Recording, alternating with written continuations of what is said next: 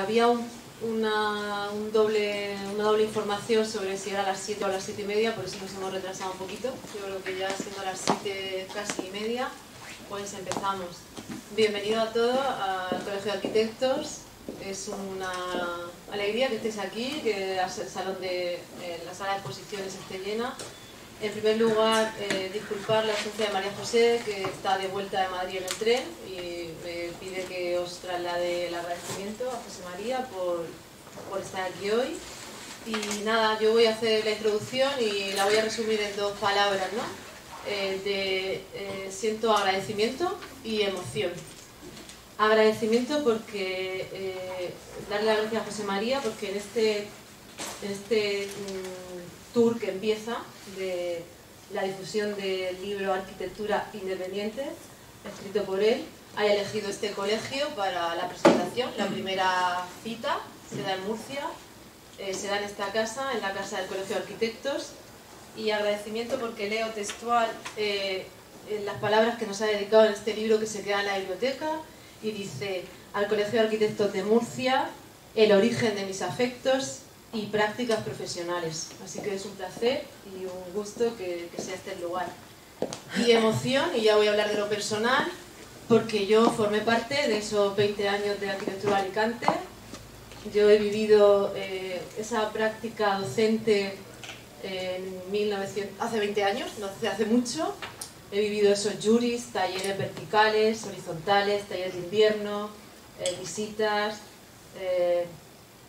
con mucha pasión, con ironía, con mucha intensidad, y esa es la emoción que quiero trasladaros para que leamos este libro y para que sea, de alguna manera, como ha sido para mí, un fluir de sensaciones que me ha llevado a lo que soy hoy en día, y eso gracias a esa escuela, a ese departamento y gracias a José María. Muchas gracias. Le doy la palabra a Miguel. Gracias. Bueno, yo, aparte de ser uno más del equipo docente de la Universidad de Alicante, y también, he tenido la suerte de trabajar con José María muchos años, en realidad hoy participo como miembro del Consejo Editorial que tiene este volumen como el primer número de una colección que, bueno, ya tiene el segundo también en la calle, y que, bueno, pues nos ha costado nuestro tiempo, nuestro trabajo, hacerlo en la universidad, hacer un libro, en mi opinión, tan cuidado, tan bonito, está feo que lo diga yo, pero es que es muy bonito, y sobre todo arrancar con un documento como este, pues para nosotros es un motivo de mucho orgullo. Yo, por tanto, estoy en calidad de consejo editorial. Yo creo que, bueno, este libro tiene tres cosas a la vez, ¿no? En mi opinión. En primer lugar, es un salto al vacío, es una irrupción violenta, como dice el propio José María, y lo advierte y lo desarrolla en el libro. Es un salto al vacío en el panorama crítico de la arquitectura española, que por cierto está bastante descuidado todavía, aunque bueno, empieza a tener algunos signos de renovación, ¿no? Por lo menos. Ahí aparecen los sistemas de prácticas de Alicante, que son tan importantes para nosotros, que hemos trabajado tantísimo. Aparece lo ecologizante, la violencia, los parentescos, la materia viva o la agencia de la materia, son conceptos tan próximos a pensadoras feministas como Karen Barad, ¿no? La independencia, que es un concepto muy próximo a las interacciones de Barad. Bueno, el libro es riquísimo, es complejo, no, es un libro completísimo y yo creo que ofrece un montón de ideas, de derivas y de alternativas, ¿no? De caminos a seguir. No parece que este sea un momento como de enunciaciones, pero este libro es eso, es un libro contracorriente y por tanto enuncia continuamente. En segundo lugar, para nosotros es una demostración de que, bueno, la salida forzosa de José María fue para nosotros una prueba de esfuerzo, para nosotros era fundamental, bueno, además sigue siendo fundamental José María, pero el que salía de las aulas para nosotros fue, bueno, tuvimos que acostumbrarnos a que no estaba, que no nos encontrábamos con él, a que no podíamos preguntarle, a que no podíamos saber cuál era su opinión sobre lo que hacíamos, o era como más complicado. Este documento de alguna manera nos reconforta, nos hace pensar que en cierto modo la prueba de esfuerzo pues la estamos superando, estamos como todavía en camino, pero ya hay un documento que gracias a él pues digamos nos devuelve cierta salud, ¿no? A pesar de las dificultades, de decepciones y a pesar de también desencuentros que siempre es normal que haya, porque el conflicto es así. En tercer lugar, el libro se hace, y esto yo quizás sea para mí una de las partes más importantes, ¿no? Se hace cargo de uno de los cometidos, de las funciones más importantes de la universidad, que es el compromiso de registrar y de editar la experiencia pedagógica. De hacerlo para que esa experiencia sea pública y que sea compartible, que sea discutible, ¿no? Es el significado que tiene la obsesión por el archivo. Voy solamente a mencionar un texto de José María. Hace unos 10 días yo recibimos en realidad todos los profesores del área un correo de José María que nos comentaba que estábamos lanzando ya la presentación del libro y una serie de cosas, y llevaba adjunto un documento. Desde entonces, pues las veces que me encontraba con José María me preguntaba, ¿has leído el texto que te habían mandado? Y yo, no, es que no he tenido tiempo, José María, es que estoy tal, bueno, con todos los líos que tenemos todos, pues no encontraba, lo tenía abierto en la pantalla, en el ordenador, en un segundo plano, y no encontraba el momento de leerlo. Cuando me puse a preparar, bueno, yo el libro lo había leído ya, en varias versiones, varias correcciones, pero he vuelto a leer, es un documento también que cambia, porque obviamente cuando se imprimen las cosas pues cambia, y leí ese texto. Me gustaría leeros un brevísimo, un pequeño párrafo para resumir un poco lo que el texto decía. Venía a decir algo así. Citando solamente un párrafo, por lo tanto es una simplificación, pero yo creo que bastante precisa, ¿no? La edición es un argumento central de la discusión política educativa, lo que hubiera podido ser una simple descripción, más o menos intencionada, de lo sucedido. La edición no es un argumento técnico y neutral, un argumento docente más que uno puede tomarlo o dejarlo sin mancharse, ni una argumentación sobre técnicas pedagógicas, ni siquiera la parte teórica de una exhibición de fin de curso. Que la edición es un argumento central de la discusión política educativa quiere decir que preparar y dar un curso es una cosa, y pensar sobre lo sucedido y proyectar sus dimensiones políticas, otra. Y en ese sentido, bueno, el texto es un texto que yo espero que José María quiera publicarlo en un documento futuro, porque me parece muy brillante. Es un texto al que le sigue toda la edición del curso que ha desarrollado en Australia. Lo que yo creo entonces es que este libro ofrece la edición no solamente de un curso, ni de un taller o de un seminario, sino de toda una experiencia de vida en la educación de los arquitectos que está llena de riesgo y de libertad, de ideas no usuales, desde luego, y de mucha aventura pedagógica. Hace algunos años recuerdo que Enrique Nieto, que no está porque está de estancia en Chile, y José María y yo dedicamos nuestro tiempo a estudiar otras formas de institucionalizar la pedagogía que estaban más próximas a otros contextos que la universidad no era capaz de alguna manera de aproximarse, ¿no? Eran zonas más libertarias, más desjerarquizadas, formas en las que, siguiendo el famoso texto de Rancière, al maestro se le consideraba, o el maestro ideal de algún modo era el maestro ignorante, el maestro que no sabe aquello que el estudiante o el aprendiz es capaz de aprender, en cambio puede movilizar ese aprendizaje, y por tanto desmontaba de esa manera la figura de la autoridad del maestro, que en cierto modo en la arquitectura ha sido tan perniciosa y además en la arquitectura tan sumamente poco eficaz. Para mí este es el libro de un pedagogo, de un maestro ignorante, en el mejor sentido de la palabra. Cuenta una historia en el sentido de la pedagogía clásica, pero a la vez en el sentido más punk de la palabra que se pueda decir, de la manera que se pueda entender la pedagogía. Por último, me parece un documento que es un documento de apertura al futuro, no es un cierre de época o un cierre de etapa. Yo veo así, esto es un artefacto que no es el escrito de alguien que hace memoria y balance de toda una vida en la universidad y que por tanto pues, se propone retirarse y descansar con un documento que cierra todo ese periodo, sino que es un arma de resistencia, como dice José María, es un bocadillo. Él dice de pollo, yo como soy antiespecista digo de no pollo, trufado de violencia y de feminismo, y es un artefacto para discutir y polemizar, pero bueno, hoy vamos a hacerlo, sobre arquitectura, sobre pedagogía y sobre política. Ahora le paso la palabra a José María, ¿no? Bueno, pues muchas gracias al colegio, muchas gracias Trini por estar en la mesa y por... Fue fácil escoger que en el primer sitio iba a explicar el libro, lo que era el libro, presentarlo entre amigos, podía ser Murcia, ¿no? Porque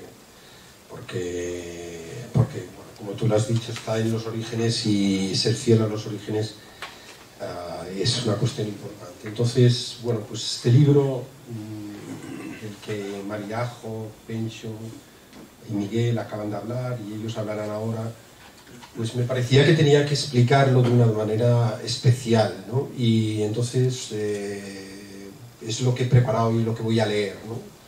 Entonces me parece que el libro ya está, el libro, hemos montado una pequeña mesa ahí por si lo queréis adquirir, pero yo lo que quiero es leer lo que he escrito para esta presentación. Es un texto que arranca de un fragmento, buscando en internet, encontré un pequeño texto sobre Pasolini y son los dos primeros párrafos que voy a leer y luego voy a seguir a partir de él con mi digresión acerca de lo que ha sido Alicante y lo que es el libro, ¿no? 8 meses antes de ser asesinado, Pierpaolo Pasolini mencionó en un artículo suyo unas luciérnagas. Escribía sobre el vacío de poder en Italia y recordó cómo a inicios de los años 60 dejaron de verse en los campos sus lucecitas. La historia natural se hacía historia política. Aquellas luces apagadas venían a significar sus últimas esperanzas de operar en lo público. 3 años después de la muerte de Pasolini, Leonardo Sciascia integraba una comisión parlamentaria sobre el secuestro y asesinato de Aldo Moro por las Brigadas Rojas. Escribía sobre ello un informe y un libro, y recordó una frase de Pasolini sobre Moro que aparecía en el artículo de las luciérnagas.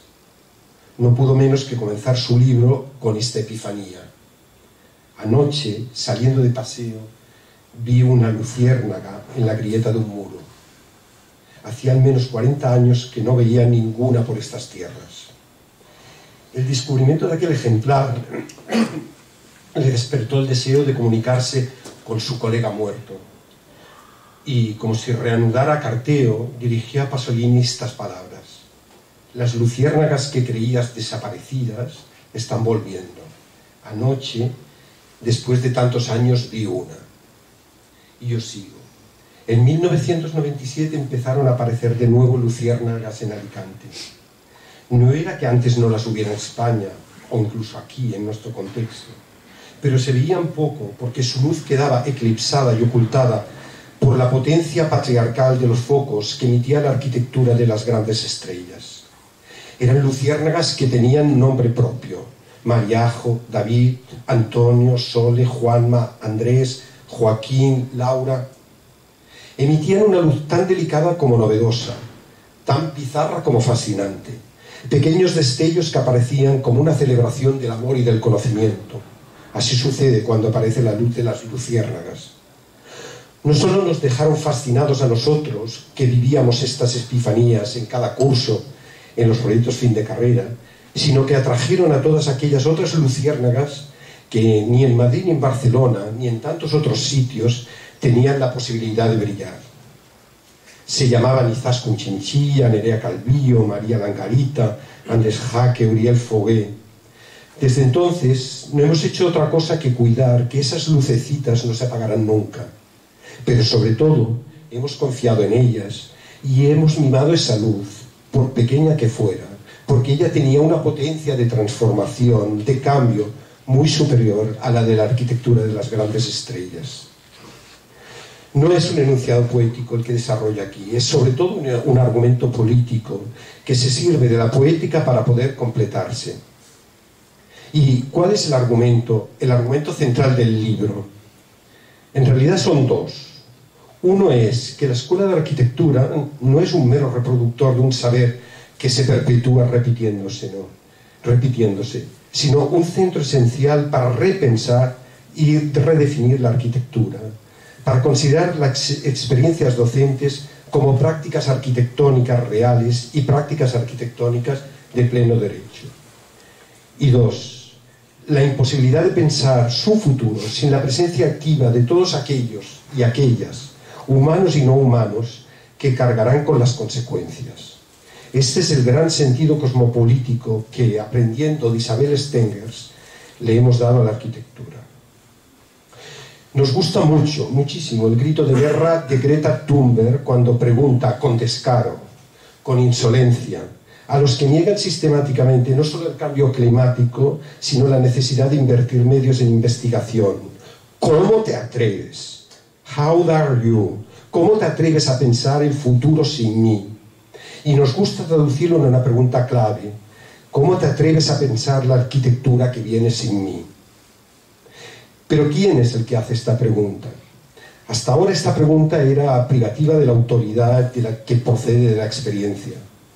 Pero desde el momento que uno o que una acepta los enunciados de la ecología profunda, aquellos que entienden las cosas y las instituciones como entidades vivas, aunque no lo sean, esto es Timothy Morton, la pregunta se abre y se expande. Y es el agua, es la tierra, los movimientos migratorios, los estudiantes, la propia arquitectura los que empiezan a preguntar. Entonces la pregunta cambia y es esta.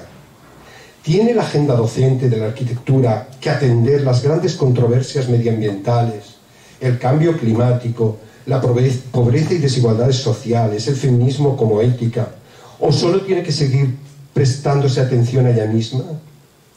En Alicante hemos creído no solo que la arquitectura ha sido y es arte y parte de la transformación del territorio y lo que conlleva en cuanto a extinción de especies, a los problemas relacionados con el agua, con el agotamiento de los suelos o los desplazamientos migratorios, sino que la arquitectura debe atender desde el binomio ciencia-arte la creatividad como una cuestión política, para encontrar argumentos de afirmación creativa frente a todas estas emergencias. Este es el argumento de fondo que recorre el libro, el reconocimiento de unos derechos, el derecho de la arquitectura a ser considerada una materia viva, el derecho de unos y unas estudiantes a ser testigos activos, movilizando la pregunta de cómo te atreves a pensar el futuro sin mí, para poder copensar, cohacer, cohabitar juntos la arquitectura que nos pertenece. El derecho de la universidad a reivindicarse como un espacio disidente, lejos de las políticas neoliberales de reproducción de lo que ha conducido, de lo que nos ha conducido a donde estamos. El derecho de las instituciones, como los colegios de arquitectos, a elaborar políticas interseccionales de atención a las diferencias. El derecho de los profesores a ser más matronas que ideólogos, matronas que atienden y ayudan a dar a luz, que ayudan a respirar, que limpian, que en el nacimiento, a lo que ya existe, que ayudan a lo que ya existe en cada individuo, matronas que viven y enseñan a vivir en la ética de los cuidados. En todo ese ecosistema de partes ha nacido este libro. Y yo espero que algunas ideas de él funcionen como esas luciérnagas de Pasolini y que permitan albergar esperanzas públicas para poder habitar un mundo mejor. Yo ahora es lo que quería decir.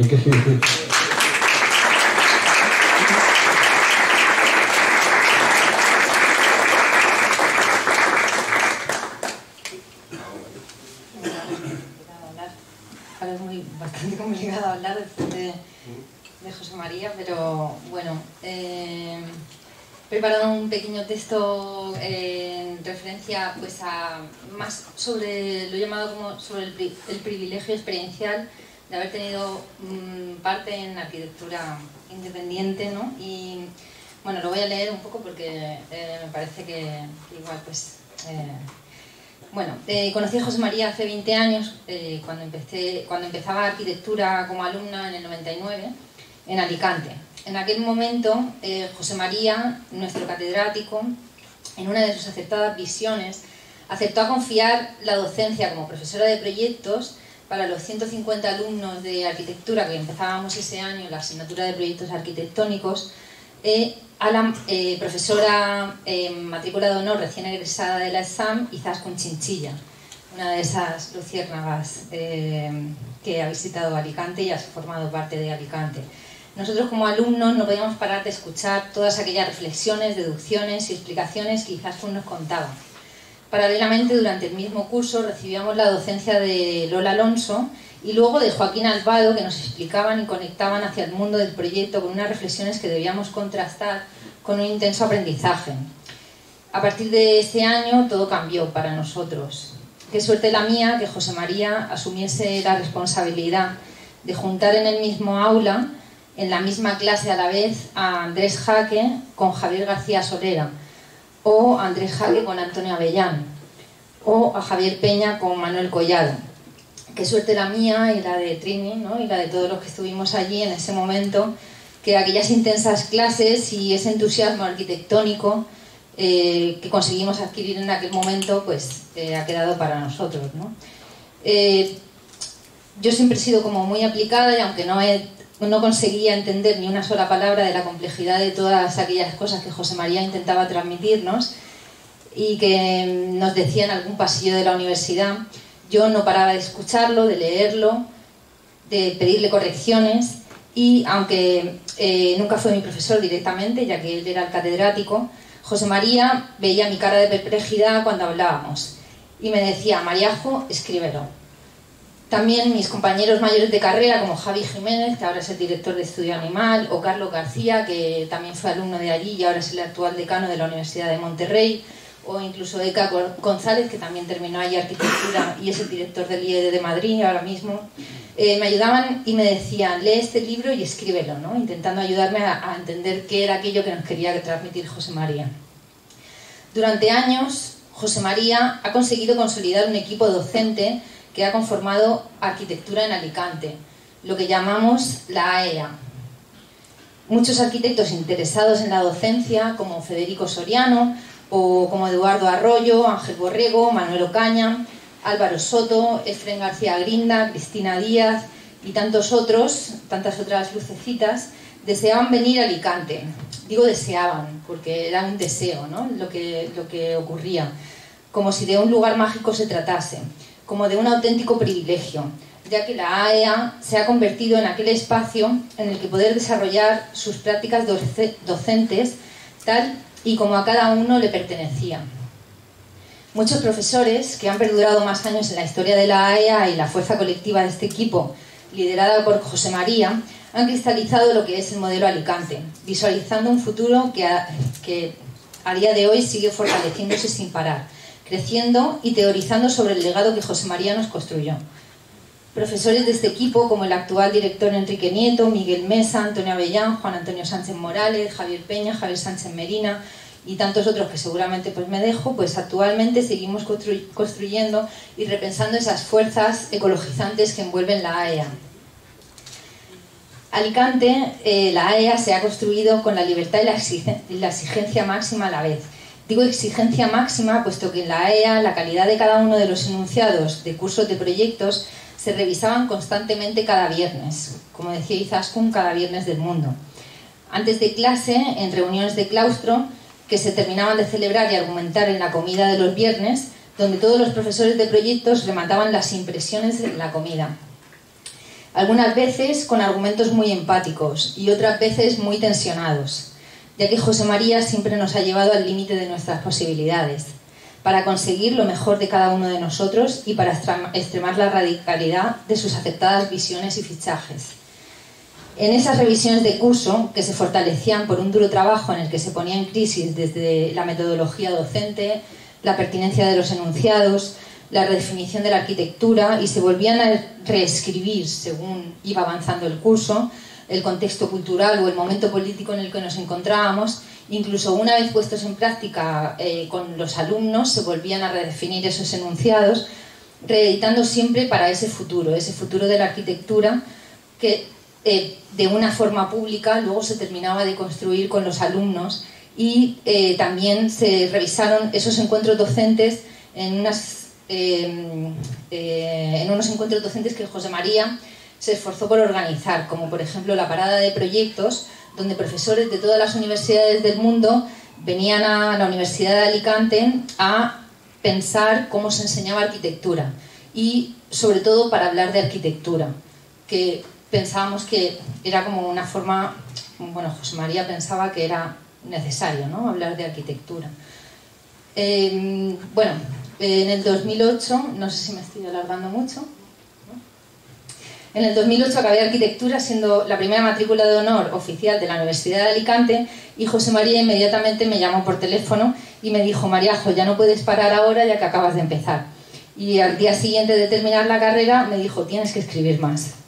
Mañana empezamos a redactar el nuevo enunciado de curso en el que daremos clase en el mismo aula 3 generaciones. Serás Enrique Nieto, tú y yo, ya que nos separan a cada uno 20 años de diferencia.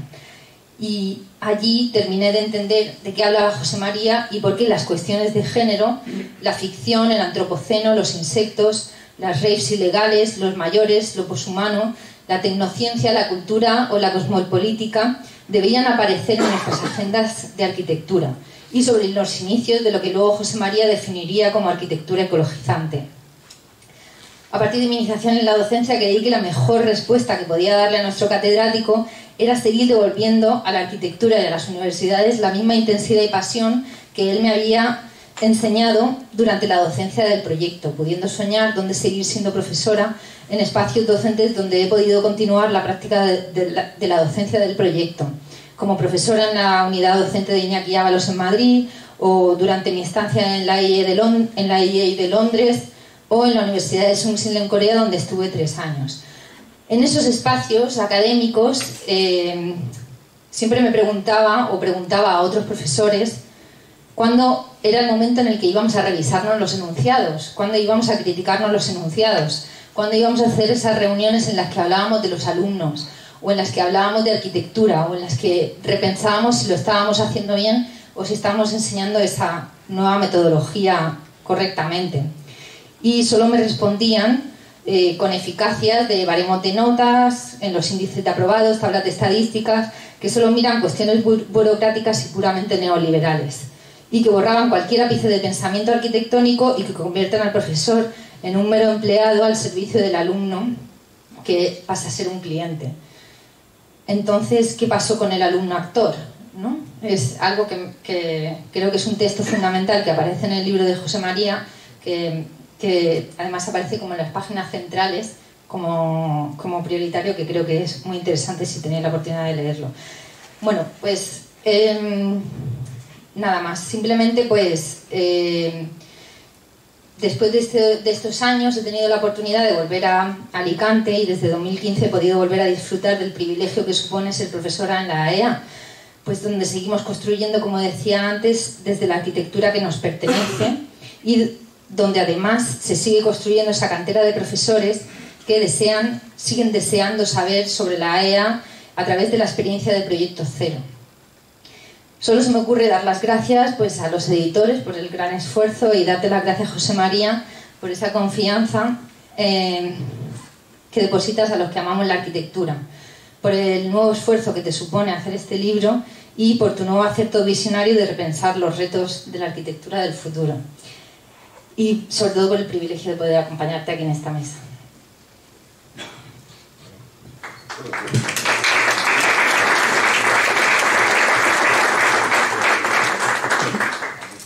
Bueno, el otro día cuando hablábamos un poco de cómo organizar, cómo organizar esta sesión, pues salió la idea de intentar construir una conversación para que esto no fuera un monólogo, una secuencia de monólogos, sino intentar provocar una conversación que nos implicara un poco a todos, ¿no? Aunque esté más dirigida a José María.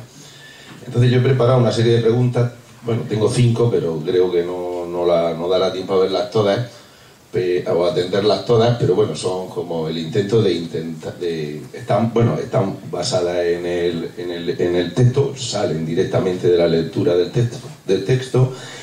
Y bueno, pues se trataría de conseguir que la mesa y el público, pues poco a partir de este posible planteamiento, pues dijéramos, habrá un cierto debate o una cierta discusión, ¿no? Las preguntas intentan provocar, o sea, son en alguna forma provocadoras, ¿no? Incluso en la misma forma en que el texto es provocador. La primera empieza con esta condición biográfica. Yo te conocí, José María, creo que era el año 84. 1984, como la novela. Y yo era funcionario en aquella época de la comunidad autónoma y nos proponíamos organizar unas jornadas típicas de arquitectura con las que hacer un pequeño recorrido por trabajos significativos de aquella actualidad. Y te propusimos que colaboraras con nosotros para seleccionar los invitados. No sé si te acuerdas. No estoy seguro de dónde se celebraron. Probablemente se celebraran aquí, en este colegio. Y desde luego tampoco recuerdo con qué éxito. Pero sí recuerdo nítidamente tu interés porque viniera un arquitecto joven catalán que nadie conocía aún y que se llamaba Enric Miralles. Las conferencias serían por la tarde, pero Enric apareció por la mañana o el día antes. Todavía no tenía la prisa propia del éxito. Y recuerdo un paseo tranquilo por la mañana de Murcia, particularmente por el río, compartiendo con nosotros sus impresiones de aquella deriva improvisada. Aquella experiencia fue para mí, y creo que nunca lo he dicho, inaudita, sobrecogedora, iluminadora. La arquitectura, que hasta ahora, o hasta aquel momento, podría imaginar que existía, pero que todavía no había conocido, pensé que era exactamente el pensamiento que salía de la boca de aquel grandullón. Han pasado 35 años desde entonces, y volvemos a estar en el colegio para seguir hablando de arquitectura, con tu libro como excusa, acicate o plataforma. Por limitaciones diversas hemos venido los suplentes. Tu deseo, que comparto plenamente, era que estuvieran aquí los usos. La elección de Diego y Camilo no es ninguna frivolidad. Constituyen probablemente la mejor referencia para encontrar una práctica material de arquitectura ecologizante. Y en estos 35 años transcurridos entre Enric y Usos, que ya nos conocemos, el número de arquitectos, filósofos, escritores, músicos, antropólogos, sociólogos, poetas, que tú has ido descubriendo y persiguiendo sin cesar, diría que como mínimo es tan innumerable como agotada. Si, por ejemplo, habláramos de pensamiento, lejos quedan ya Foucault, Deleuze, Guattari, Sloterdijk, Bauman o Rancière, incluso Latour, ante la emergencia de Braidotti, Harman, Puig de la Bellacasa, Haraway, Stenger o Morton. Tu trayectoria es una trayectoria impulsada por alguna forma de urgencia, un itinerario en un estado permanente de emergencia, en un trasiego constante que con dificultad soslaya el arrebato o la angustia. Este libro, que me parece maravilloso, entre otras cosas, porque es un eco inequívoco de esa forma eufórica de ser. Es un libro poliédrico, un collage o una amalgama. Un libro que se plantea contar una historia, pero que se niega a sí mismo para terminar proponiendo otra. Un libro que se va abriendo conforme progresa. Un libro que termina diluyéndose en una especie de surrealismo abstracto que demanda un nuevo libro en una rueda que gira incesante. Pregunto, ¿no te ha llegado a plantear en tu vida una pausa, una moderación, una reducción de tanta velocidad? El primer título del libro ahora es Arquitectura Independiente, pero escrito in-dependiente.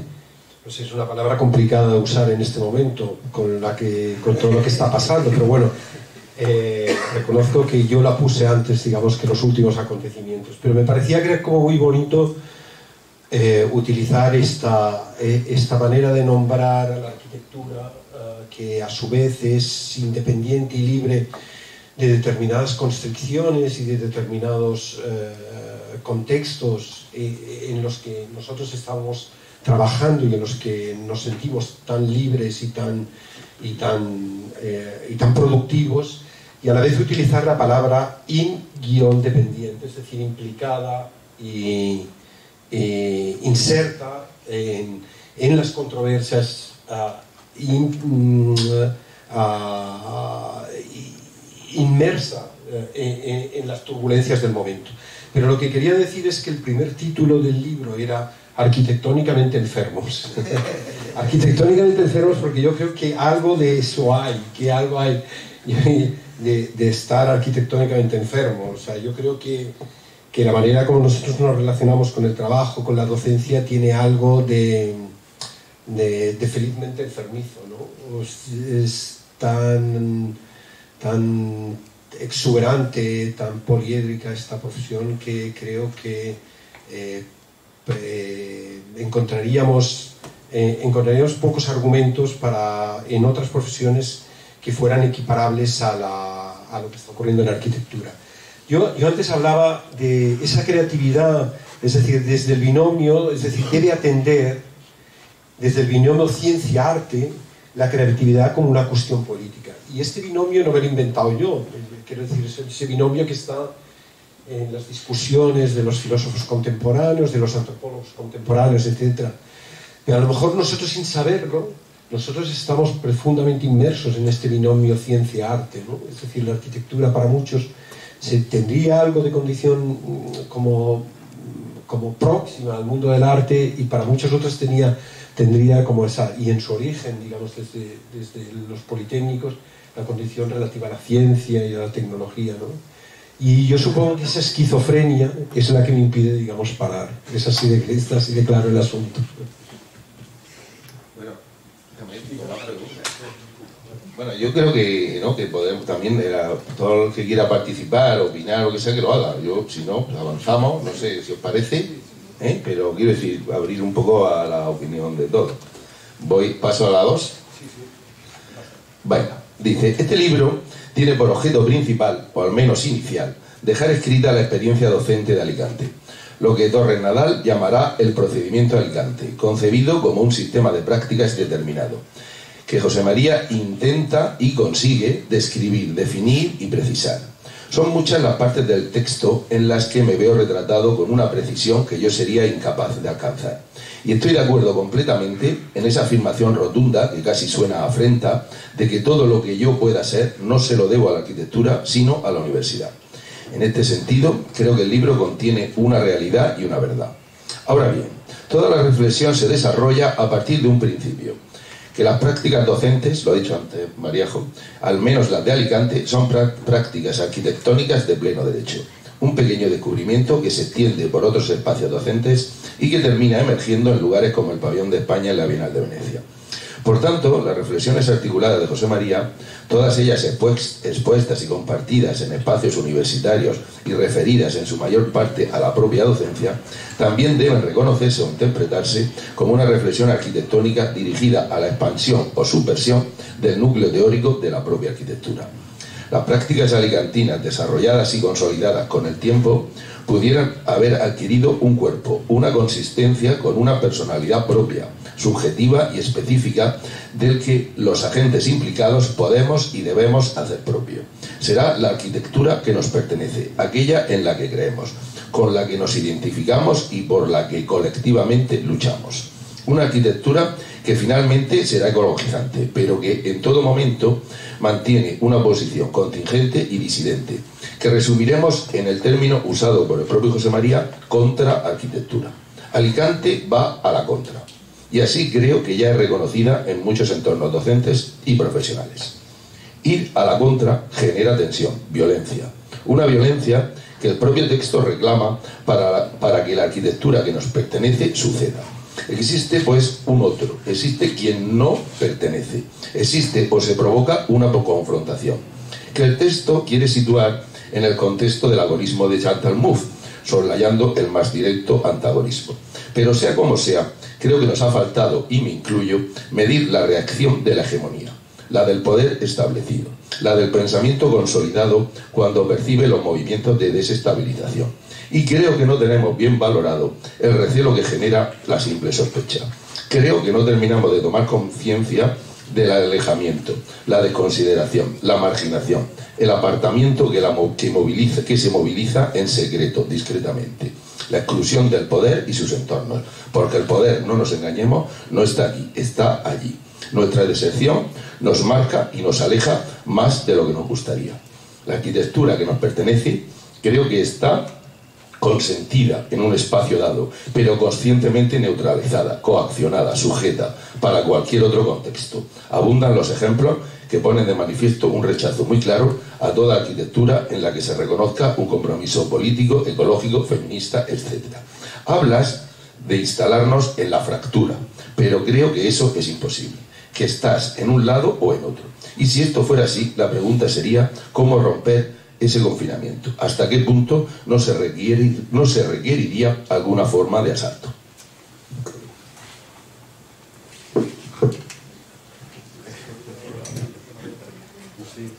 ¿Queréis contestar alguno por mí? Incluso el público puede contestar. ¿Quieres contestar tú, Antonio? Antonio, ¿no? No se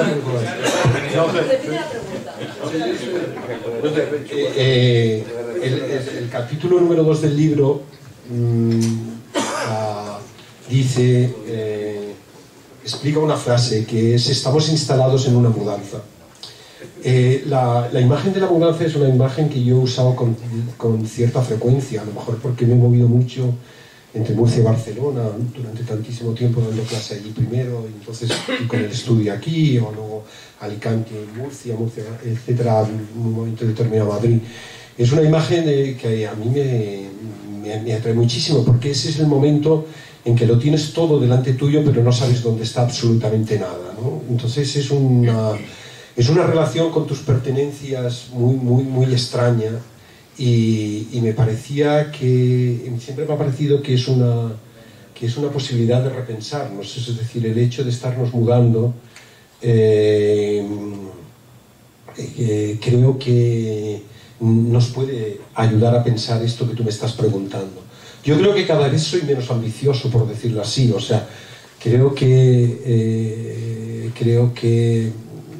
Alicante hemos trabajado bien, hemos hecho lo que teníamos que hacer, estamos y estáis generando unas situaciones atractivas que fueron reconocidas en un momento determinado por jóvenes profesores que no tenían la oportunidad de dar clase ni en Madrid ni en Barcelona, y entonces vinieron aquí. Y explico estas cosas porque hay un público que no conoce exactamente, y pueden así completar la pregunta que tú has hecho, ¿no?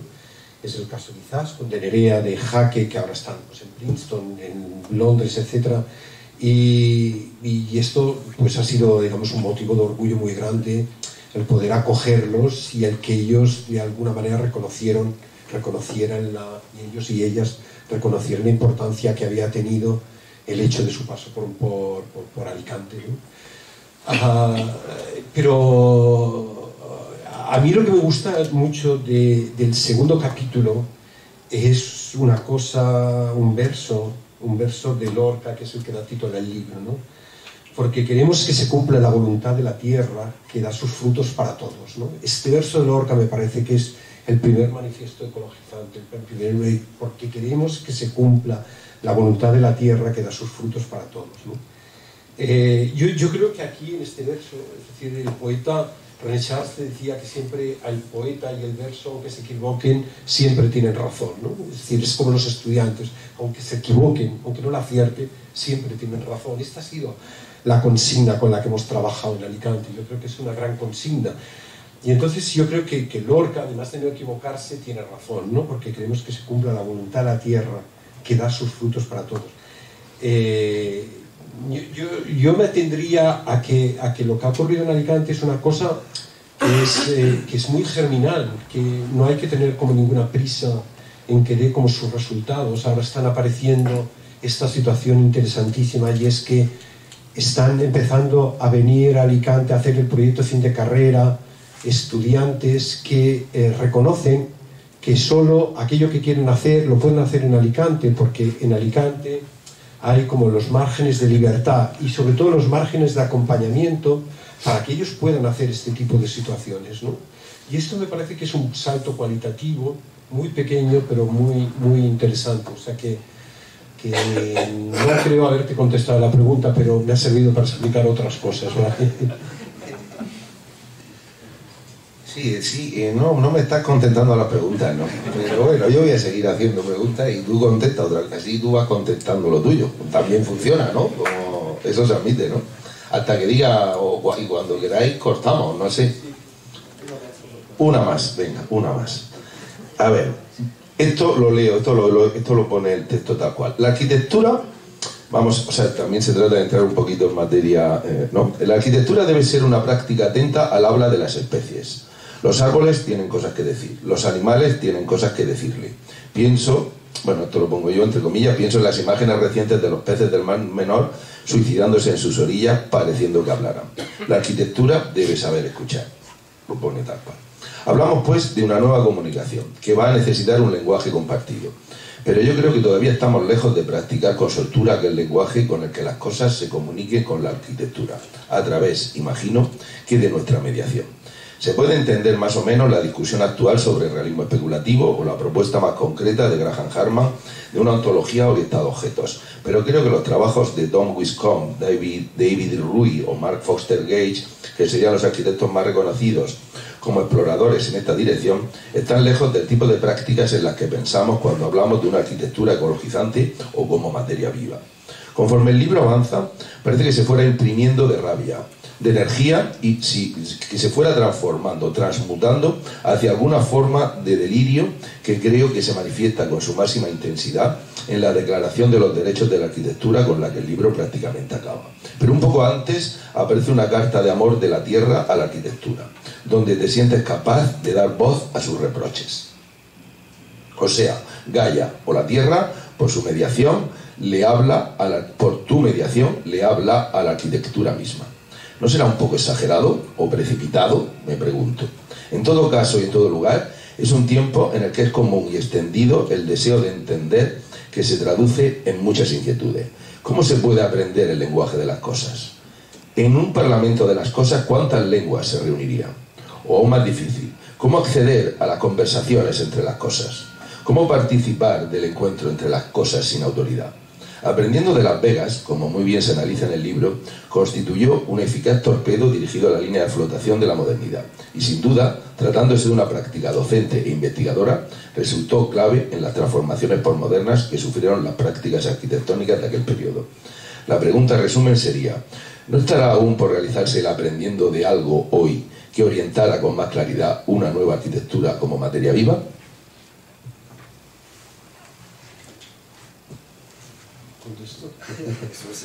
No sé, son preguntas muy difíciles, Pencho, no sé.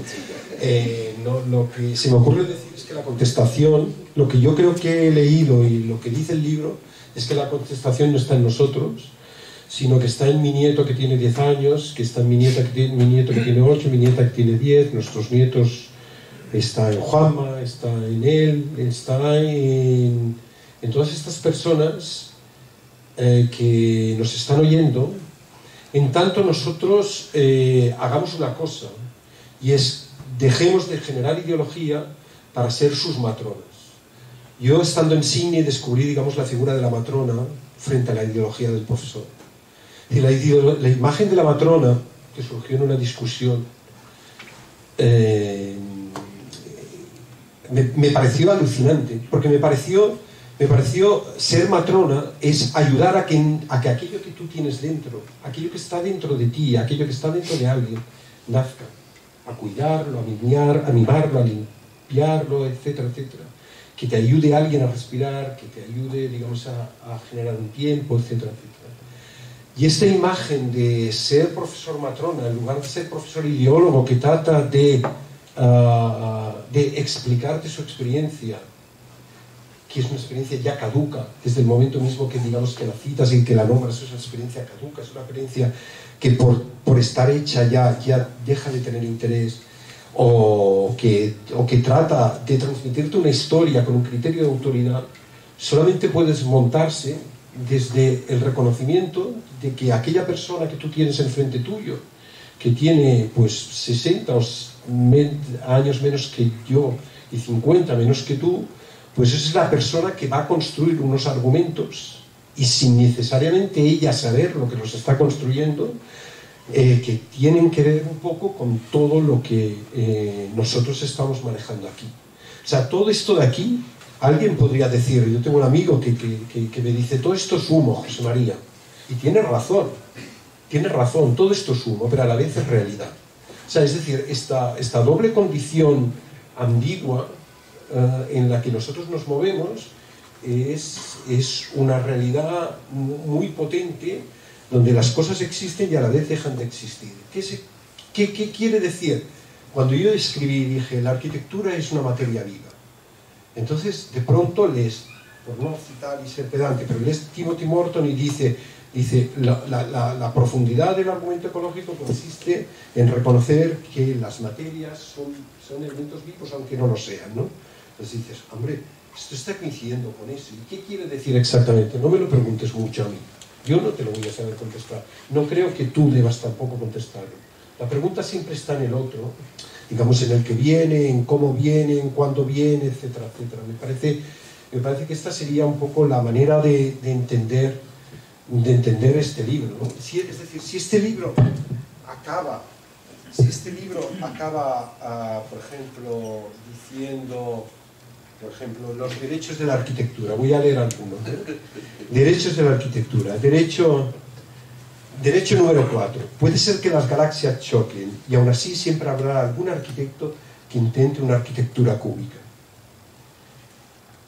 Derecho número 8, ellas, autoras, escriben, aman, bailan y viven en el esfuerzo por ser humo y tierra al mismo tiempo. Lo he escrito aquí, ahora no lo sabía, pero seguramente porque la presencia de Ángel es fuerte aquí en el libro. Derecho número 11, he venido, eso es todo, ya lo descubriremos.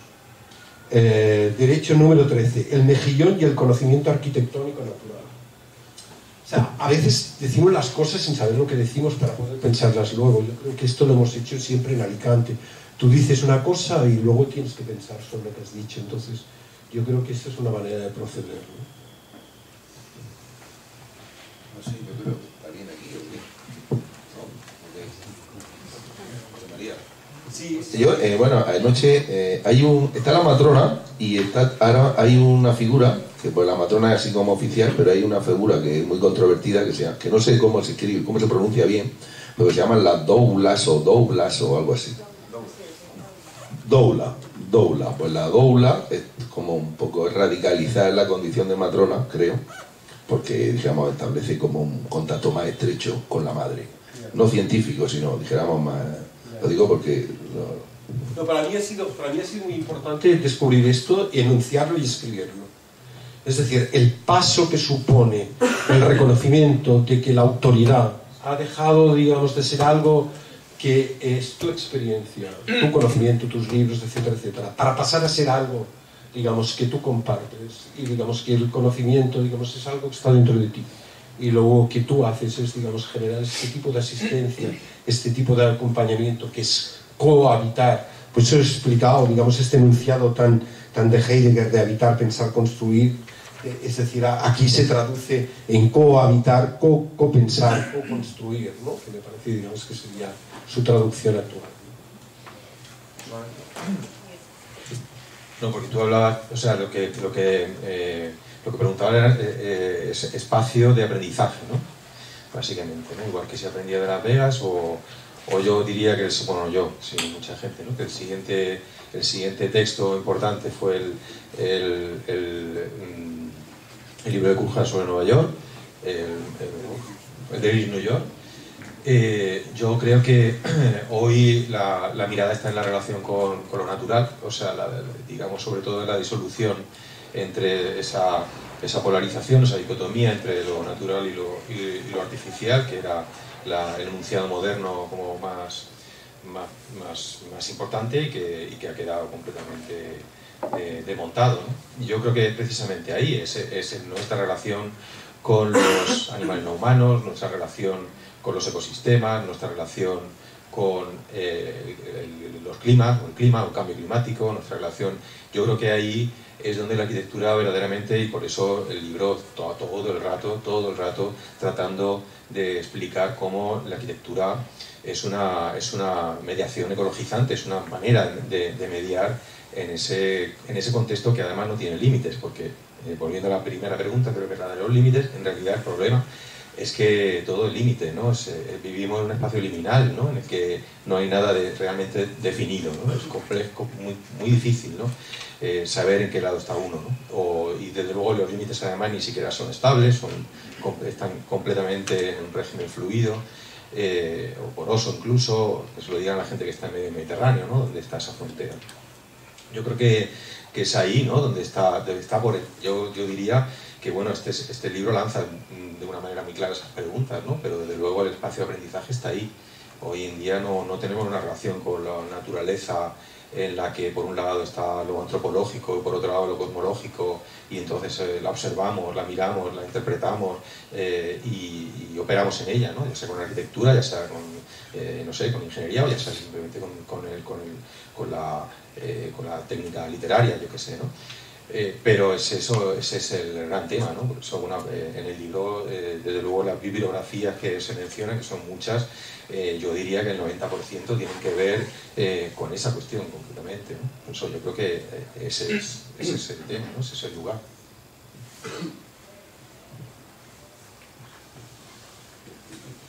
Yo creo que está bien de sesión, ¿no? ¿O qué? O digo, por si queréis preguntar algo, no sé. No sé, algo como...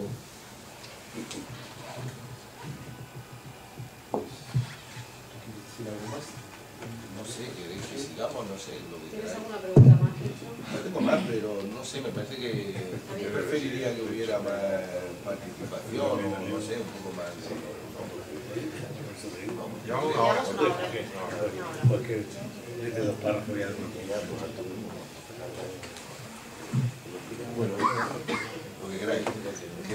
Algo, venga, la última.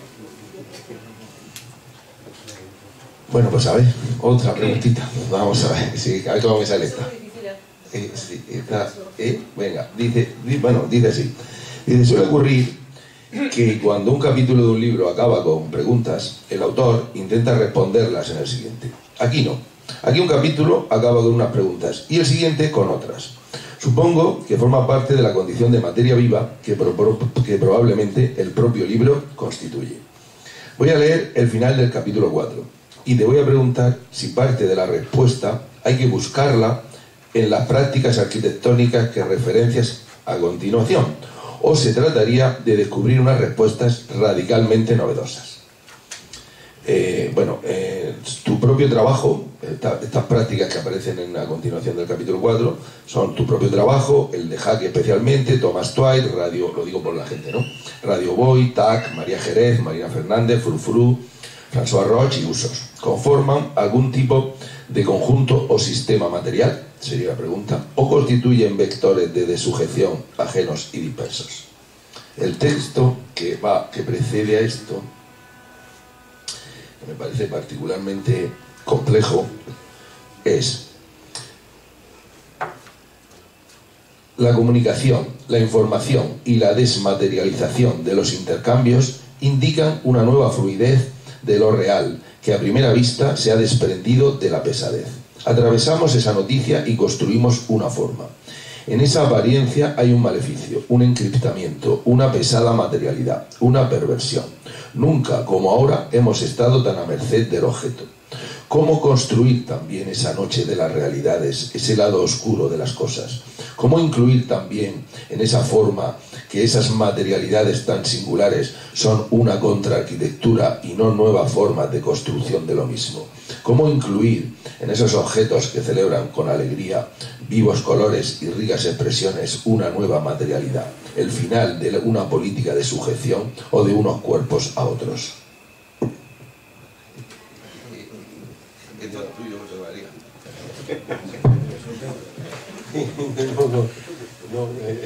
No sé, sí. La comunicación, la información, sí, a ver, no sé, sí. A ver, lo que lo que tengo que decir sobre este párrafo es que la arquitectura es una situación profundamente contradictoria, ¿no? Y yo la vivía como tal mientras estaba escribiendo este libro, ¿no? Todas las prácticas de gente como TAC, o que están dando clase con nosotros, nuestras propias prácticas tienen esta condición como ambigua de por un lado hacer referencia a algo que es como muy avanzado y algo que es como muy comprometido, y a la vez, digamos, algo que es muy básico, muy terrenal, muy repetitivo, ¿no? Y yo creo que esta situación está muy presente, permanentemente presente en la arquitectura. De todas maneras, cuando yo escojo un tipo de prácticas determinadas, ese tipo de prácticas son un tipo de prácticas que me ayudan a construir un discurso que quiero construir, un discurso que tengo que completar para poder enunciarlo y que por lo tanto, digamos, otros lo puedan experimentar en su momento y que lo que pase sea que lo corroboren o lo contradigan. Por lo tanto, yo creo que el libro lo que hace, no tenemos tanta literatura sobre la docencia como para precisamente establecer una genealogía así como uno detrás de otro. Este libro, pues la verdad es que es una cosa que ha sido muy nuestra, el hecho de no encontrar referencias y tener que inventar un poco continuamente, casi diariamente, qué era lo que tenía que ocurrir, qué es lo que ha descrito Mariajo, ¿no? Que si la experiencia de Proyectos Cero para dar clase a las personas que se iniciaban, que es una experiencia que, por explicar en un minuto, pues desarrollamos en un momento determinado, llamando a la gente que había justo acabado la carrera en ese momento, para que explicaran a las personas que querían empezar a estudiar arquitectura qué era arquitectura. En la discusión de quién eran las personas idóneas, pues en un momento pues propusimos que no eran los que tenían más experiencia, sino aquellos que no tenían experiencia, ¿no? Estaba ahí el título de Rancière de cómo un ignorante puede enseñar a un ignorante, ¿no? Y era como muy potente. Entonces, han sido, yo creo que todas estas experiencias que Mariajo ha vivido, desde una situación como muy... y Trini desde otra, las que estaban como unas realidades que se iban construyendo al lado de unos quebrantos sistemáticos de nuestro hacer arquitectura permanente, de nuestras zozobras continuas, de estar tan a la contra de todo y a la vez tan inmersos en los contextos, digamos, tan profundamente neoliberales, ¿no? Entonces, por eso allí estar hablando de las pantallas, de la oscuridad de las pantallas, ¿no? Es decir, hay un lado oscuro en todo nuestro trabajo que está aquí, que lo explico cuando hablo de Benidorm, por ejemplo, o que lo explico hablando de Robert Venturi, y que me parecía que era importante que quedara reflejado, es decir, que no éramos, que lo podíamos ser cualquier cosa, pero no éramos ni inocentes, ni ingenuos, ni éramos bobos, ¿no? Y esto para mí era muy importante, de ahí que este párrafo así tan críptico, que no se entiende nada, reconozco que no se entiende nada, cuando lo ibas leyendo, pues digo, ostras, no estabas fino aquel día. Pero es que tampoco se puede escribir más claramente que esa oscuridad existe, ¿no? ¿Vale? Cuando uno no puede escribir eso porque queremos que se cumpla la voluntad de la tierra, que da sus frutos para todos, pues tiene que escribir estas cosas más oscuras, ¿no? Y la cosa es así, ¿no?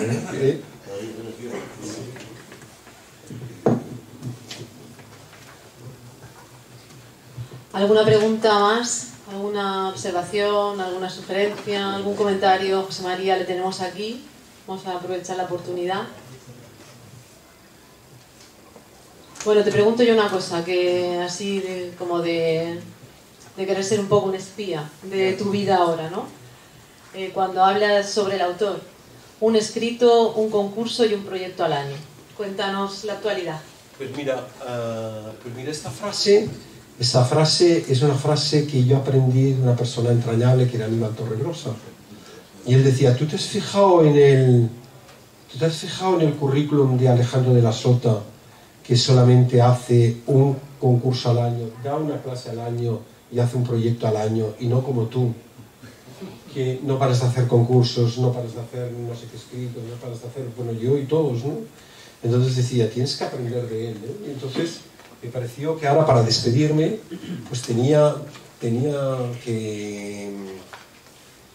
un poco que reivindicar esa condición de que ahora me puedo permitir a lo mejor hacer esto que me preguntas, Maritrini, y es hacer un escrito, un concurso, que tampoco hago, y un proyecto al año, que sí que hago, que sí que estoy intentando hacer, ¿no?